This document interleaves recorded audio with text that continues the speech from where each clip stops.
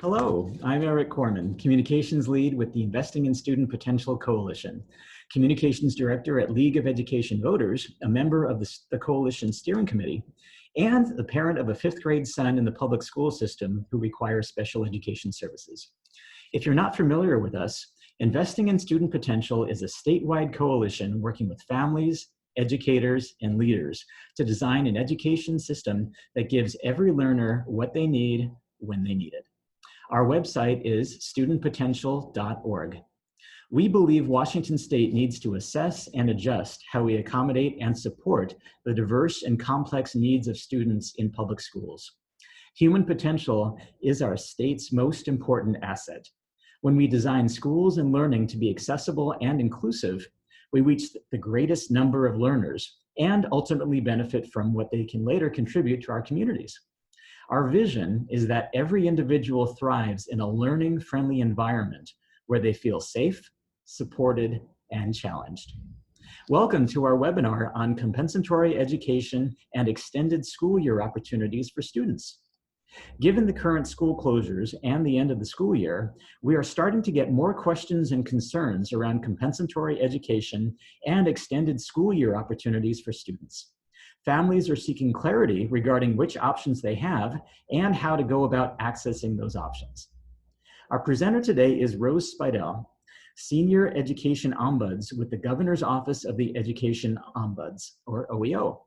She will explain what compensatory education and ESY programs are and what we know currently about how compensatory education might be addressed once schools reopen, outline steps families can take to be ready for IEP team discussions about these services, and answer your questions.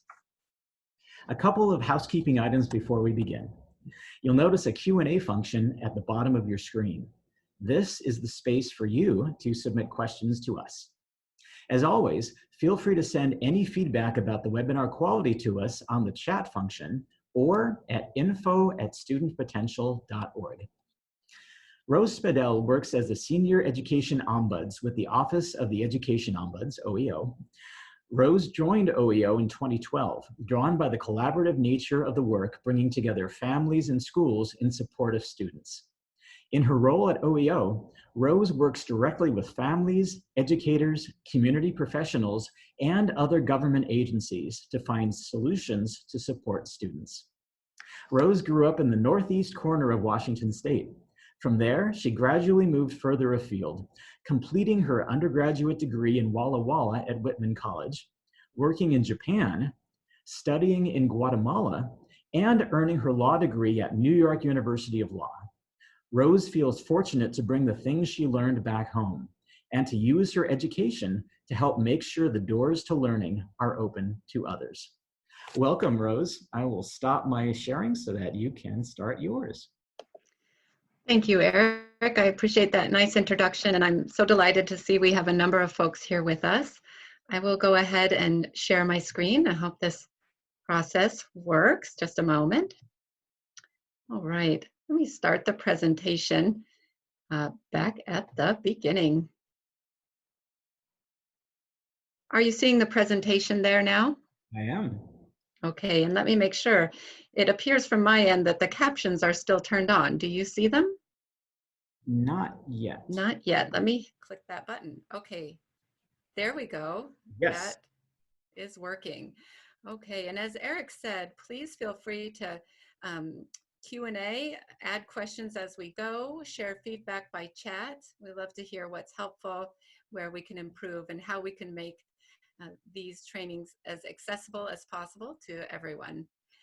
I will go ahead and dive in because there's a lot of information that we're all trying to make sense of, and also still gaps in information that we have to work through as we advocate for kids and making sure that every student has access to the educational supports they need.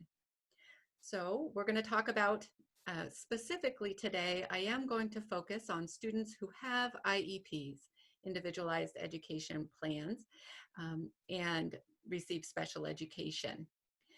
There certainly are many more students who may well need some form of makeup, services, some form of compensatory education, because they did not have the opportunity to meaningfully connect with the remote learning services from this spring. That might include kids in foster care, kids who were experiencing homelessness, or other students for various reasons who were not able to access services.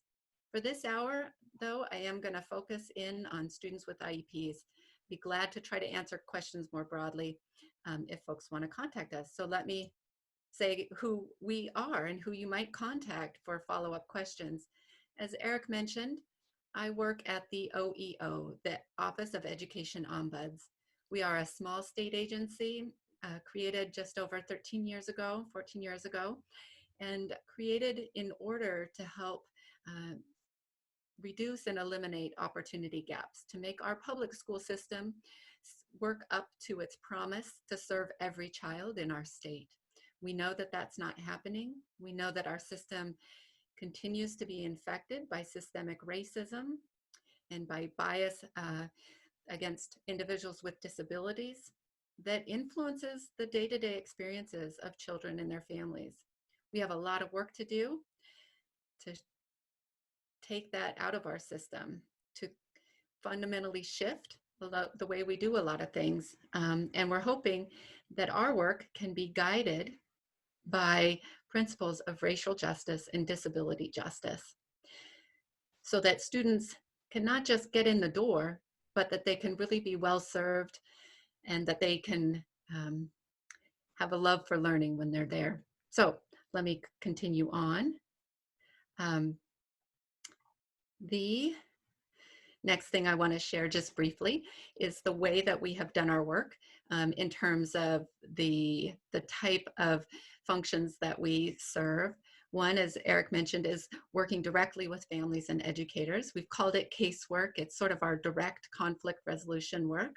And it usually starts when a family member or someone calls us about a student in the schools, and then we can take some time to work together. We do trainings like the one that we're doing today. And we also have the opportunity to sit at many policy making tables, work groups, task forces, looking at ways to improve our public school systems overall. We have someone starting with a delightful question that we're gonna, I hope we will incorporate into our conversation about the possibility of having all students with special ed services get an extra year added, graduate at 22 instead of 21. I love that creative thinking, and I would say I think that's a fun place to start with it. One thing that we'll talk about is, as we think about how to add back in the services that were missed by students with disabilities, one of the most valuable things we give to all students in our public schools is the opportunity to interact with students from all kinds of backgrounds, with all different experiences. And so the opportunity to engage in learning with peers with and without disabilities is something we need to hold on to. And so how would we frame it so that students can continue to learn together? But I love that idea that we think broadly and creatively about how to add time for our young people who missed out on learning opportunities this spring. All right, so for today, I'm going to do a brief introduction moment, talk about what we do know about plans for when schools will reopen, because that will influence how we're able to talk about potential compensatory education. And then also talk about what opportunities there might be to make up time that was lost. So my first question that I would invite folks to share in the chat, if you have ideas, what things to share, and you feel comfortable with that, chat or Q&A, I suppose. Arik, I'm not sure what's best there, but, or just reflect for yourself. During this time of distant learning, with all the various challenges, has there been something, a moment that you experienced where you were surprised by something or found an unexpected blessing? I think we have to be careful not to try to paint a rosy picture on what has been very difficult for many children and families and communities. And at the same time, I do feel like we help ourselves take the next step forward, when we are able to take that moment and realize that there are joys and blessings that can find us even in the toughest times. And I'll say that so often they come from those moments when we're able to be just really in the moment with our children in our families, in our communities. So I wonder if there are folks out there who have a specific example of that to share. Yeah, would you like me to read those, Rose? Yeah, that'd be great. Thank Okay. you.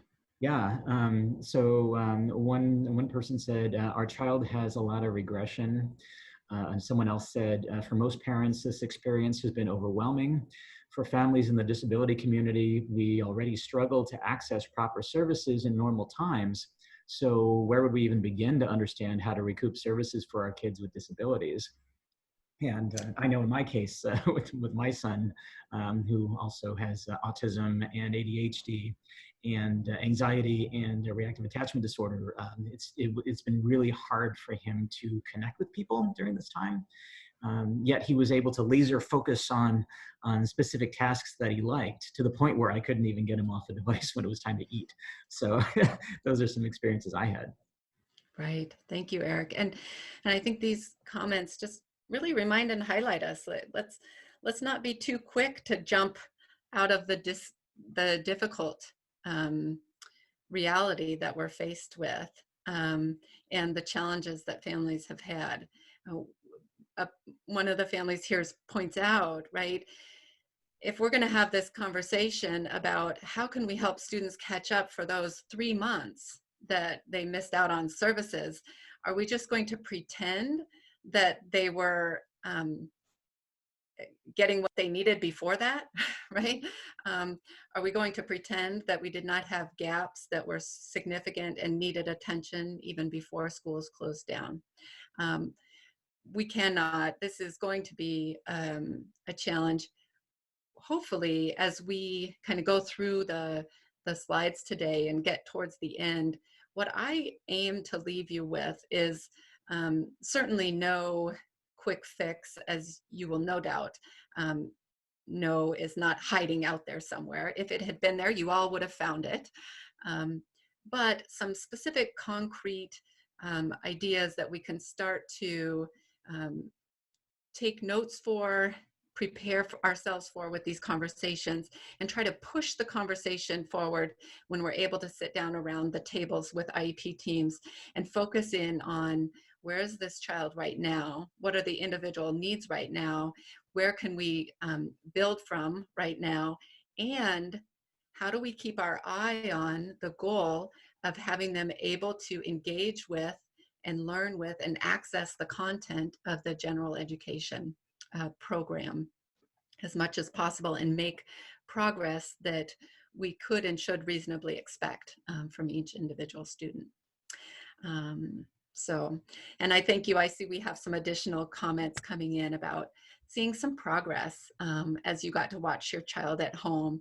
I've heard from some families that the additional time they had just to be a communication partner with their child helped develop the comfort level of their child in speaking and communicating verbally and non-verbally for some.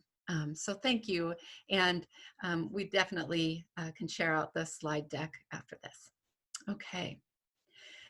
So as we move forward, the first question I want to start with is just, what do we know about when and how schools will reopen? You're going to be better served for details on this by paying attention to news releases from OSPI, the Office of Superintendent of Public Instruction, which is our state level education agency, right?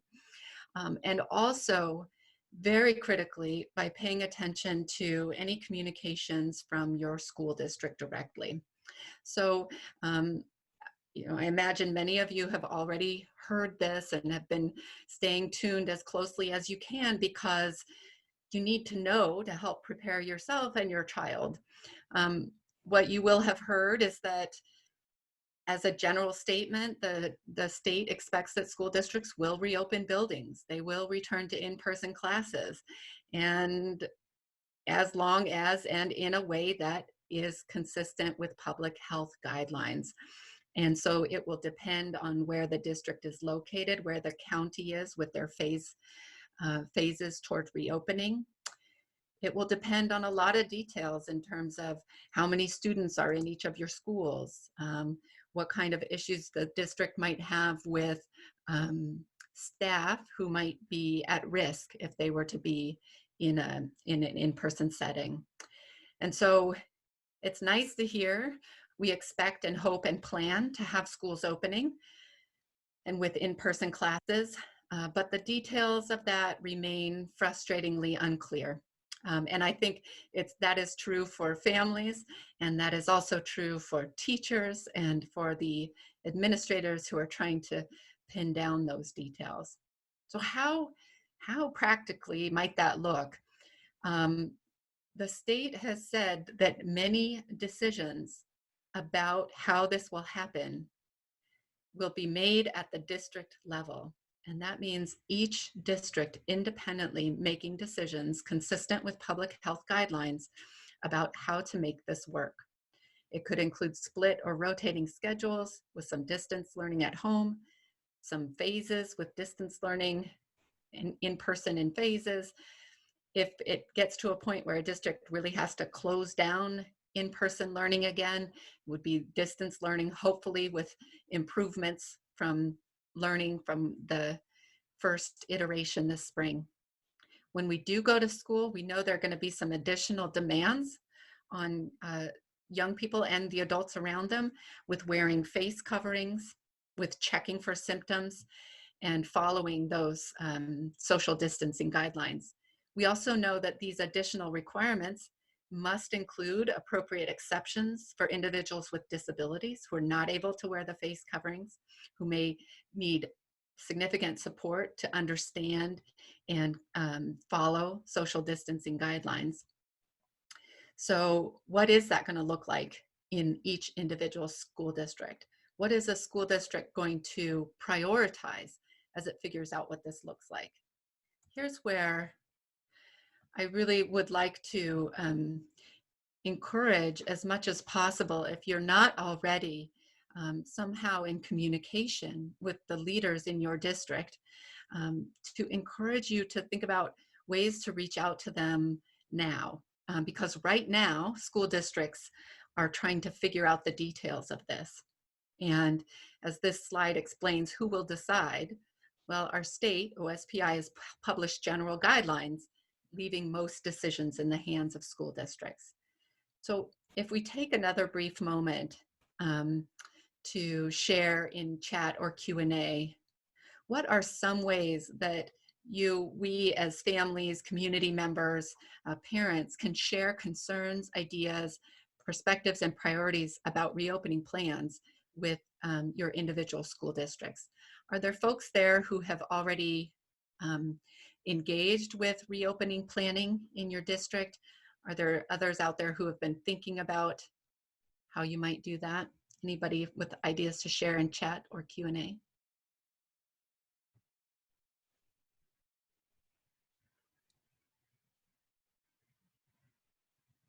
So Rose, I know one thing that I've been thinking about is contacting the Director of Special Education Services in my district, which is Seattle, as well as emailing the superintendent's office and leaving a phone message as well of what I'd like to see. And we have here, I completed a return to school survey and attended a virtual town hall meeting last night. Great. So yeah, contacting special ed directors, reaching out to superintendents, filling in those return to school surveys, attending town halls. Right now we're speaking in English, but if you have friends in your community who have limited English proficiency, or yourself, you feel more comfortable in your primary language, I encourage you to reach out. If you're not able to access an interpreter or a translator to help convey your messages to district leaders, reach out to our office directly and we can try to help do that, because each one of you that's been trying, right, to reach out. Some of you, the district proactively asked you to fill out a survey. In some others, it sounds like the district is not jumping on that yet.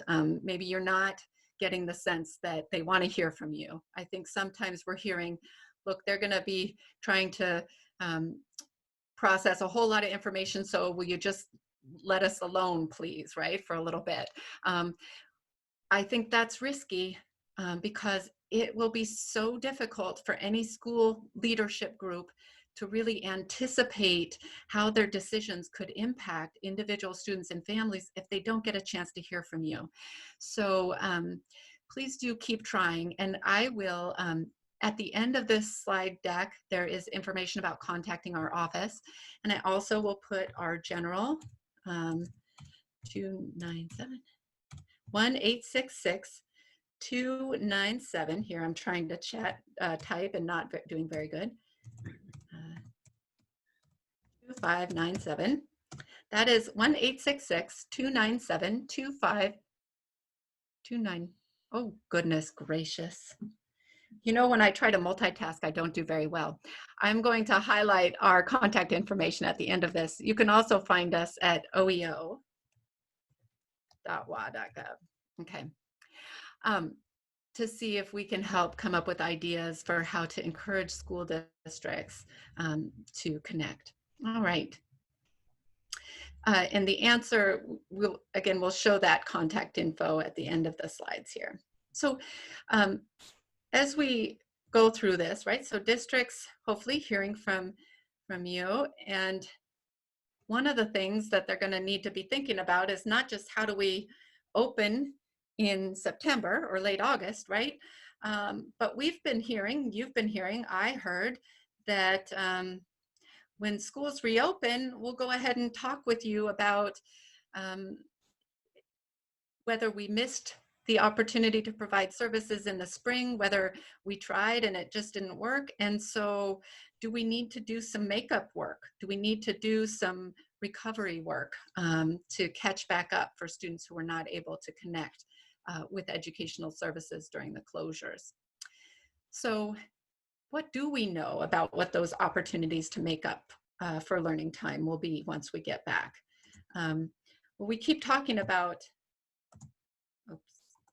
once we get back, because again, as we've noted, back in March, when schools shut down, after an initial, I'll call it a false start, where there was an idea that if we can't serve everyone exactly how we want, then we'll try not to, we'll kind of not try anyone. Anyway, you'll remember there was a period of time where school districts were sort of haltingly saying, we don't know how to do this for everyone and we don't want to miss some, so we're just going to sit tight. And then they got pretty clear guidance. You're not going to be able to get it just right for everyone, including for students with disabilities and IEPs, but you got to give it your best shot.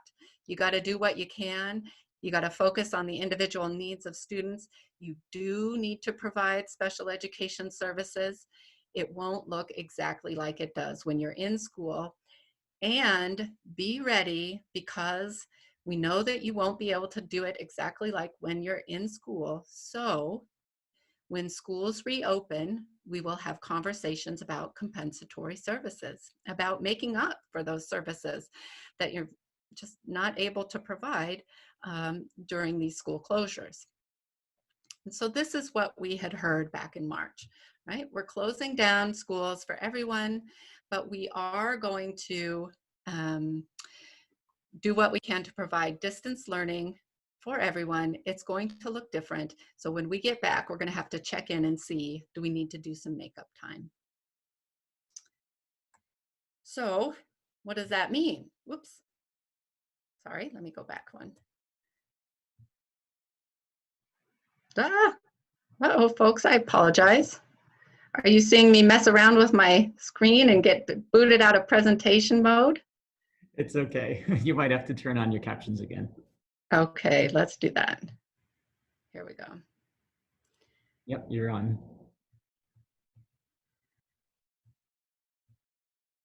So one of the things they said to us was, in order to be able to have meaningful conversations about compensatory services when we reopen, you should keep some data, keep some notes about what you're able to provide and what progress students are able to make during this time. And so OSPI, our state education office, created a form that they called the Continuous Learning Plan for students with special education.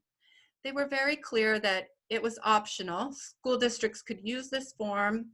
They were not required to use this form, but the form was designed in order to allow a team to capture the types of services that would be provided during the continuous learning and school closures, how they might be adjusted to provide services in the home or by distance learning rather than in person, and to note if there were some services that were not provided, to identify when services were starting, and to also kind of draw attention to kind of the collaboration that was going to happen between the teacher and the family, even more than when school is in session, because families essentially became that direct teacher, right? In many ways supporting it.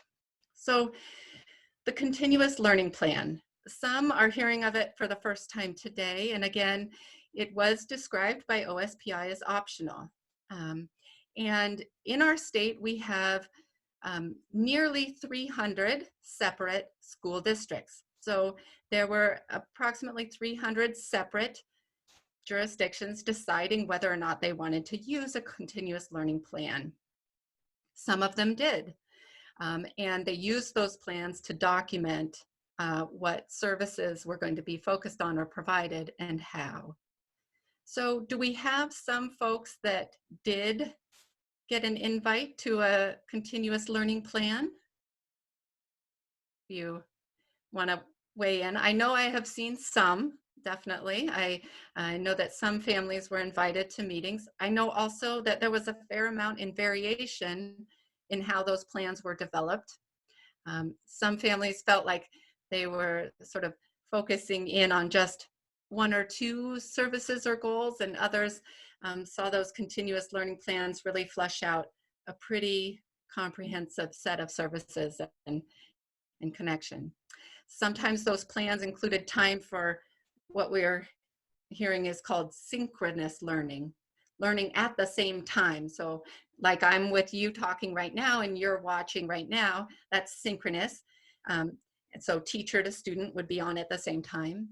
Some were asynchronous. Teacher would record something, student would go watch it later, try to work through it with help of their family member usually. But not everybody was invited to develop a continuous learning plan. Some people had opportunity to develop other sort of plans that might have been discussed, might have been described by email, might have been put into writing in some other way. And then some of you, it sounds like, struggled to get contact to develop any kind of detailed or concrete plan for services. And I am sorry that that happened. And I do think one of the things I hope to encourage today, and I know it's not going to be easy, but before we get too far removed in time from that spring closure, to take a few, it's probably going to take you an hour or more, sit down with a calendar in front of you, with any notes you have about contact attempts that you made, and kind of write out the chronology, write out the, you know, on this date we tried to start this, or on this date we heard about that. We tried this kind of learning plan. We tried this app, you know, computer app that they gave us for math. We got these packets from the school, and this is what happened with that. It worked, it didn't work. When did I hear, when did I not? So you're really kind of creating the history of what educational services consisted of for your child during this time. Because it is with that information that you will be able to then go and have conversations about whether any compensatory services or other additional supports or extended school year services might be needed to make up for services missed. when classes do reopen, we have been hearing pretty clearly and consistently that teams, it will be IEP teams that will consider the need for different kinds of services that might be able to help make up for learning lost, help catch up to where we need them to be able to get started this fall. And that those services might be coming in different forms at different times and called different things. So we have a question about why does this discussion have to wait until school resumes? And that is a really good question. I think the idea, and we'll jump into this, is that we wouldn't be able to start talking about how to make up services necessarily very well if we still weren't even giving full services, right? So the idea was, right now we're not in school, we might not be able to be giving the full services. Once we're back and we've got all our tools back and our in-person learning, then we can give you what you need for right then and make up for what we missed. So I think that's why they said, let's wait until we're reopening, right? But let's dive into the specifics of the different kind of makeup opportunities. The first to talk about, I want to review extended school year services. Some of you may be very familiar with these. They're often called ESY. Extended school year services means services outside of the traditional school year. It's most common that they're provided during summer. So you often will have conversations in the spring about whether a student will receive ESY. And that typically happens for some part of the summer months for students who are eligible. ESY is part of the special ed rules. It's something that some students qualify for regularly, but not every student with an IEP is eligible for extended school year services. The idea behind ESY, when I think about it, is that every student is entitled to receive what we call a free appropriate public education, right? Let's get them their appropriate program. For many students, that can be done within the typical school year, right? We specialize things during the school year. We give accommodations and supports during the school year. We've given them access to a free appropriate public education. For some students, if we take a really long break in their instruction and learning, they are going to lose a lot of what they gained over that year. And it's going to take so long the next year to get it back that we will have effectively not gotten them a step forward, right? We will have lost that appropriate education if we disrupt it with so much time in between with the summer months, or sometimes even with long winter breaks, for example. So ESY is when a student needs those extended year services in order to maintain the progress that they've already gained. So we most often hear about it, you'll see, as regression and recoupment data showing. Regression, we fell so far behind. Lack of recruitment, it took us so long to catch up. We could not afford to take a break. It's decided by the IEP team. Regression and recoupment is definitely the very most common, and we often hear that you need data to show that there is regression when there's a long break in instruction and that it takes a long time to recoup. Well, that's tough if you only start talking about this in April or May and that data had not been taken before. In other words, we hadn't looked for it and therefore we don't have that data. In the absence of data, a team can consider other information and factors to think about whether summer or extended school year services are necessary for a student. So you could think about the nature and severity of a student's disability, their usual rate of progress, right? Is it generally pretty incremental progress, little bit by little bit, right? So if we stop now, we're going to lose all that. And then there's this other thing for emerging skills. So imagine you've been working for a long time and they're working on, let's say, reading, learning how to read, right? And something is clicking this year, this spring, and you get to May and this student is just learning to read. They're just getting it, or they're just getting some other really critical skill. Oh my goodness, if you stop now, we're going to lose that momentum, that moment where we need to reinforce before we have to reteach it. So emerging skill can be another reason for extended school year services. This is all, again, a team decision that is made. It should be made. Someone asks if ESY is decided at the end of the school year, what if they're doing okay? They say ESY is not needed. They come back and they've regressed. So the issue is, you'll hear that every student regresses some, right? And then they take some amount of time to recoup. And then that's just expected over summer. We're gonna have to do some reinforcement of learning. But for students who qualify for ESY, it's a much more significant level of regression.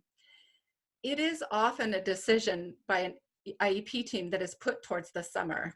One of the things I want to emphasize is that at any time, you can ask the team to plan to take data at appropriate moments to try to capture in general whether your student has a pattern of regressing or losing what's been learned over when instruction is broken up. So absolutely, anytime you have an IEP meeting would be a good time to say, I'd like to make sure that we remember, let's say when we come back from school in the fall, that we're taking data to compare where we were at the end of the school year. I'd like you to take data right before the Thanksgiving break and right after the Thanksgiving break, right before winter break and right after spring break. So you can be asking through the year and giving a gentle reminder of those moments right before extended school breaks to say, now's our chance to look and see what we can understand about this student's pattern of potential regression and recoupment. So the idea is that we're trying to keep track of, if you feel like it's still not been answered, and we can try to dig back in. I also want to keep us going a little bit so we get through. So ESY is one form of services that students might receive. If there's not data,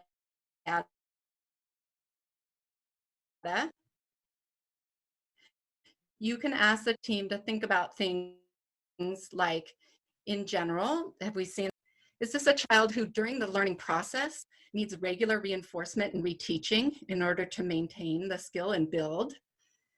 Is it a child whose current challenges with behavior get in the way of learning some of the academic content, and that if we do not maintain a consistent sort of routine of schooling and learning, and that we do not continue to reinforce appropriate learning behaviors, that this will get in the way in the school year, and they won't, we'll have to take a good part of the beginning of the school year to essentially relearn what are sometimes called learning behaviors? Or is this student just starting to master an important new skill? So if you're looking at this right now and you have a copy of your child's IEP, then I would encourage you to take a look through the IEP document. Now, in some school districts use different forms, so I don't know where you're going to find it in each of the different IEPs that you might have, but quite often near the very end of the IEP, near after the place that shows the question that says, does the student need specialized PE? Do they need specialized transportation? And then there's a question that says, does this student need ESY, extended school year services? So I encourage you all, it might be somewhere else in some IEPs that's earlier on one of the earlier pages and it's just on a chart box, do they need it ESY? Check that, see what it says right now. If it says yes, I hope then you're already in conversations about what those are gonna look like this summer. if it says no, then I encourage you to think about these questions in relation to your child's learning. Think about them in general and think about them right now in light of the spring closures. Has there been some significant regression so that if we don't do something to at least keep them where they're at right now, boy, we're going to be really far back in the fall. Or if I think about them next year, they may need this next year. And then I encourage you to open the question about ESY at your next IEP meeting. And again, they may say, well, we need data. We need data. Yes, absolutely. Let's get a plan to take it at these junctures before session in the spring. And you can say, yes, that makes sense. And hopefully set a calendar reminder for yourself to check back in the spring to say, I need to raise this question again about ESY. All right. So ESY is just one of those. I do see a question that seems to be a little bit more specific. And what I would do is encourage folks to call or email, see if we can answer those more specific questions more directly. The other form of services to try to make up is what we've been hearing about, compensatory services.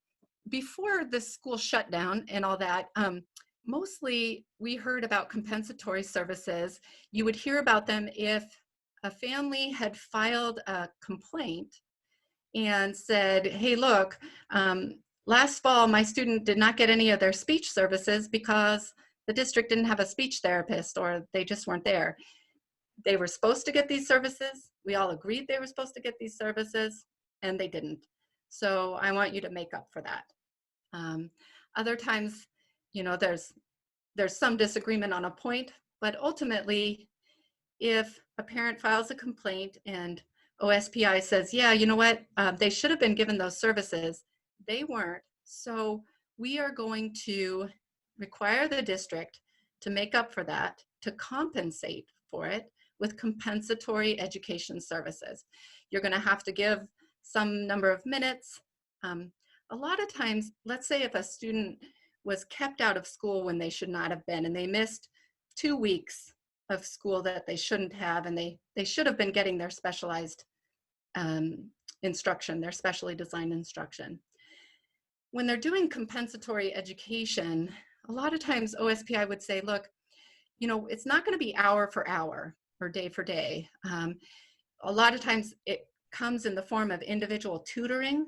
And so that's a lot more intense. So you might have an hour for each day that was missed, right? So instead of 2 full weeks of tutoring, you might get 10 hours of tutoring. That's just an example, but the idea is that it's not an exact match of the services that were missed necessarily.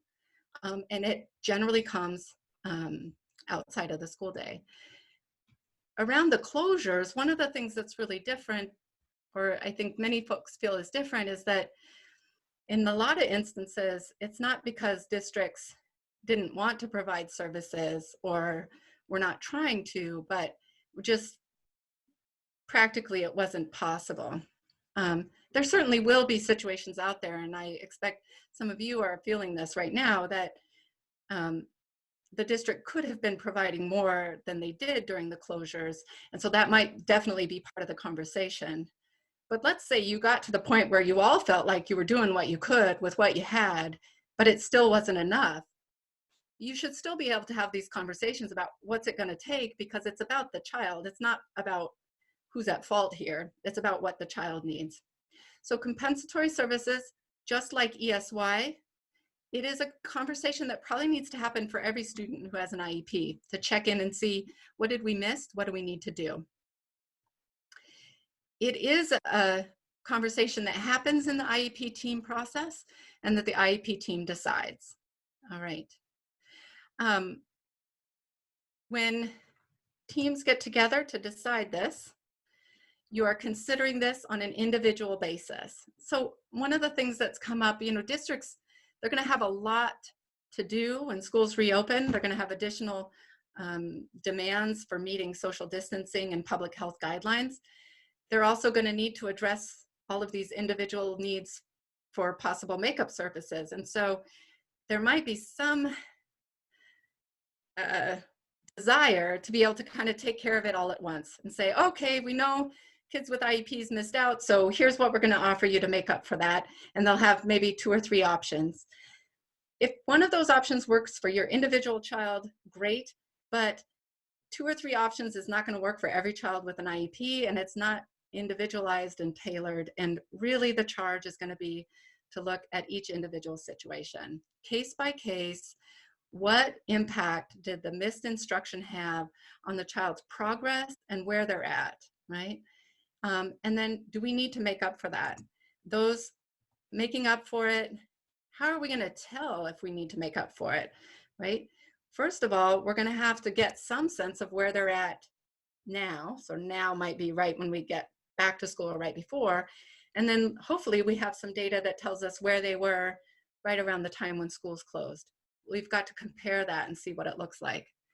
The other really critical thing to think about is we're talking about making up for last spring in terms of time lost, but we also have to consider the broader impact and whether new needs have developed and emerged, or more significant or intense needs. So if a child has had anxiety and now that is intensified even more and will be challenged with the change. What if a child finished elementary school this spring, is looking at a transition to middle school, but didn't have that chance to go visit and meet their teacher, right? That's high anxiety. What are we going to do for that?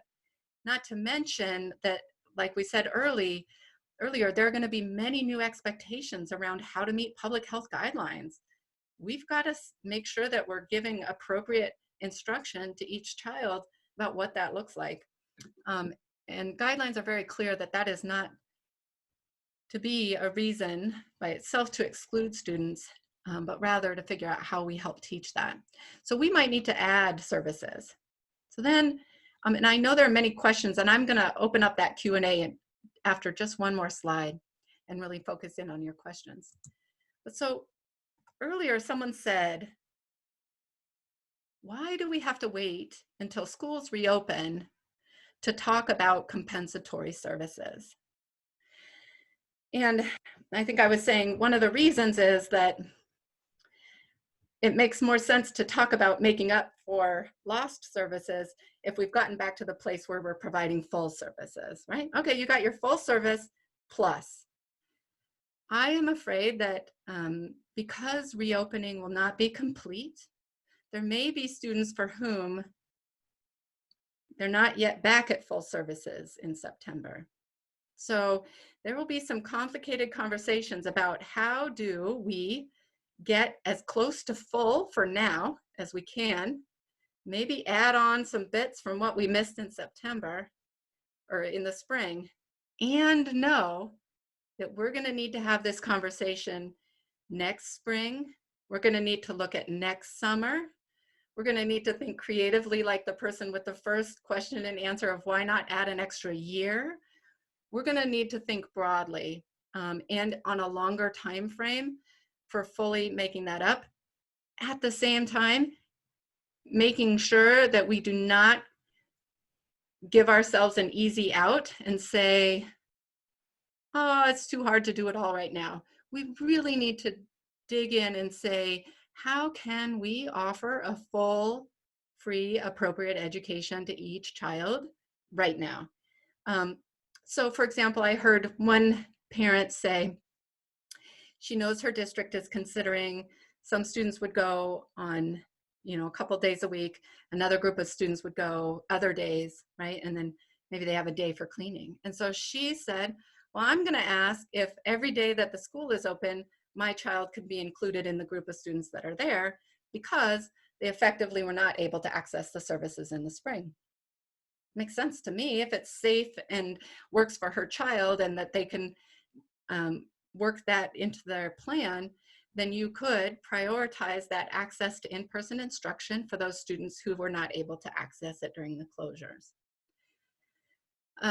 Once you get a plan that's full for now, then you still may need to be talking about, do we need to add some tutoring in the evenings or on the weekends? Do we need to offer some kind of programs over the breaks? Do we need to add in some therapies that they might do after school hours or during the breaks? So you're adding on to what we hope is now going to be a full program.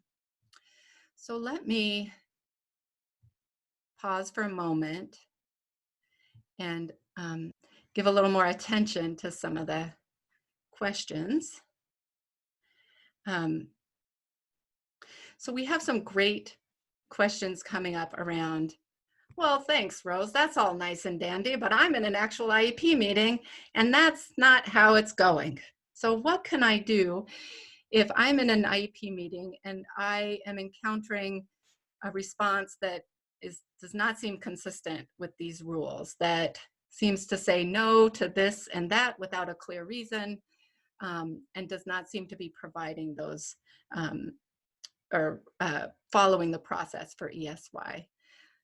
So typically, we often, as the ombuds, we will start with trying to think about how to informally work out those issues. And I think one of the first things that's often helpful and also can be challenging is to reach out to an organization that might be in your community to see if there's someone who can join that conversation with you. So we have in our state, Washington PAVE, we have the Parent to Parent, we have different local organizations that work with families and can kind of help walk this through. It may not be that someone's going to be able to be at a meeting with you, but if they're able to help you really formulate your talking points, that can be helpful. I see people are already proactive, asking for data, following up, making your requests in writing. There's also opportunity to reach out to Sound Options Mediation is available in our state. They provide free mediation for schools and families. And there is the citizen complaint process if you want a more formal dispute resolution process. In our office, we are very small. There's 7 of us. We work statewide. There are 3 of us who have the role that I do. And we're in the midst of redesigning our strategic plan. So you certainly can call our office and we may be able to give you some quick information or some additional referrals. And then for some, we may be able to take some more time working with you. But I would definitely encourage folks to reach out. There also is, many of you may already be familiar, at OSPI, they have a position called the OSPI Special Education Parent Liaison. And so if you push into Google or other search engine, OSPI and Special Education, they have their page, they have guidance for families there, and there's information says need assistance, and you can find information about their special ed parent liaison who should be able to help answer questions about that. So one of the things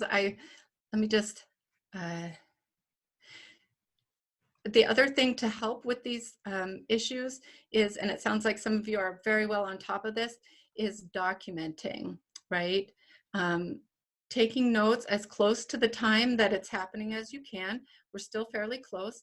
And again, I'd encourage you to have a calendar with you, have your emails, and kind of write out that list, because you're going to need to be able to have these conversations with something to reflect back on. So taking notes and having a notebook that you can reference as you meet with the district. Please also, one of my favorite tools in the IEP process, I don't think we've seen it come up, is the prior written notice. That is something that should be coming to you. Oh, there is a prior written notice there. After a decision is made, we have on our website a small toolkit on understanding prior written notices, and it includes a couple example emails or letters that you could send to a school. If you get a prior written notice that does not have much information on it or does not include an important decision that you want to have reflected, you can follow up to ask for that. And it also includes a sample if you let's say you asked, I need one-to-one support for my child. That, I asked that the team discuss and consider it. The team said no, and I want you to reflect that decision and the reasons for it in a prior written notice. And there is this question, let's say a student has had one-on-one support as part of their IEP services, and that was not provided during the shutdown. And so does that somehow get made up, that support? Here's how I would think about it. I have not seen something specific yet from OSPI on how districts should handle that. But the way I think about it with one-to-one support is that that support is a kind of modification or accommodation or way of delivering instruction. And in the absence of that support, was the student able to access or engage with the instruction, right? And that would be the key, because if they were effectively not able to engage with the instruction without the accommodation or support of the one-to-one person, then what needs to be made up is that instruction now with accommodations rather than simply the one-to-one support. This conversation, I think, is easier to have if we're able to get clarity on what the purpose of the one-to-one support is. Are they providing an accommodation, for example, of regular reminders? Or are they the one actually delivering the specially designed instruction that was designed by the special ed teacher? If you can get clarity around what that one-to-one support is there for, then you should be able to get closer to the answer of what we need to make up for. If there was not clarity before, what I would do is look specifically and consider, without that support, in what ways was my child able or not able to access the instruction that was provided? And then that instruction that they were not able to access would be what you're asking for the makeup for. So there are going to be, I think, likely many questions that come up around this. And so I don't think we'll be able to answer them all, but again, I encourage you to send some of those specific questions our way. Let me, I promised that a slide was coming. Here we go, it has our contact info. oeo.wa.gov is our website. oeoinfo@gov.wa.gov is our email address. And if you have a specific question and email it there, we can try to answer. Our toll-free phone number is 1-866-297-2597. And we do have interpreter services, available. We're also on Facebook and otherwise. And I am noticing that we're nearly to 1 o'clock. I imagine that there's still questions out there that you're feeling like haven't been answered completely. So encourage you to follow up with the individual question if you'd like. These are going to potentially, some of these will be difficult. And, there's, I think we would love to be able to be directly engaging with many of you. It won't be possible, but I would say, if you've not yet reached out and tried to connect with organizations in your area, again, Washington PAVE is around the state. We have ARC of Washington and different ARC of different counties that are around, ARC of King County, Snohomish, Peninsulas, Spokane. Arik, I don't know if you have a Q&A portal at LEV or Investing in Student Potential, but there are a lot of folks out there that are going to go through this. So even just finding someone that you can be a sounding board with, I would say, remember to think specifically about your child. What was that experience like for them? How can I show that to the team? And don't be shy about asking for written notice on decisions about these things. And that can help not only so that you get clarity, but anytime we have to write down our reasons for something, it requires us to do some additional processing of why. And that gives us opportunity potentially to talk more about that. What is the reason for that? How does that relate to my child's individual needs? Thank you so much. Are there other last questions before we wrap up for today? Well, I want to go back to that first one that came in, which was about, is it possible to add an additional year? Do you think that that ever could be a possibility?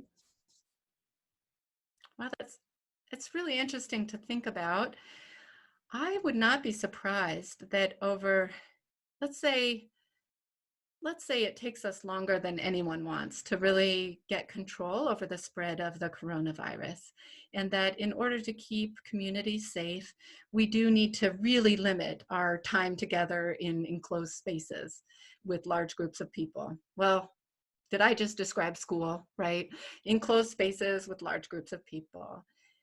If we are looking at another school year where it's really not safe and effective to have kids getting in-person instruction, I think that this is going to spur continued conversations around whether we have a longer school year, whether we add to the beginning and end of school years. Potentially, yes, I think that we could end up having conversations about fundamental shifts in how we deliver education. I haven't yet heard the let's add a year after, but I've definitely heard folks talking about whether 180 days is enough for a school year. The one time that I have heard people saying let's add after is for kids who are right now turning graduating or aging out, right? So if you had a student who is 21 now or 22, and this was their last year of a free appropriate public education, and they actually didn't get the last 3 months of their last year, then there should still be an opportunity for you to talk to the district about making up for those last 3 months, especially if there were critical skills and things that didn't get a chance to get attention. We've got to vote for year round. I know there's lots of conversations around this, and figuring out how we can make our system work better for more students. Great. Well, that is a wonderful note to end on. And Rose, thank you so much for everything that you just presented, and thanks to all of you for participating and submitting questions and adding to the conversation in the chat. If your question was not answered, once again, I will share the email address and website for OEO in the follow-up email that you'll be receiving in about 24 hours. Thank you again for joining us today. If you have any additional questions or comments about today's webinar, please send them to info@studentpotential.org. A recording of today's presentation and the presentation slides will be available on our website, studentpotential.org. Just go to the events page, and it will be sent to you in the follow-up email, which should land in your inbox in about 24 hours. Feel free to share the recording and the slides with your friends and colleagues.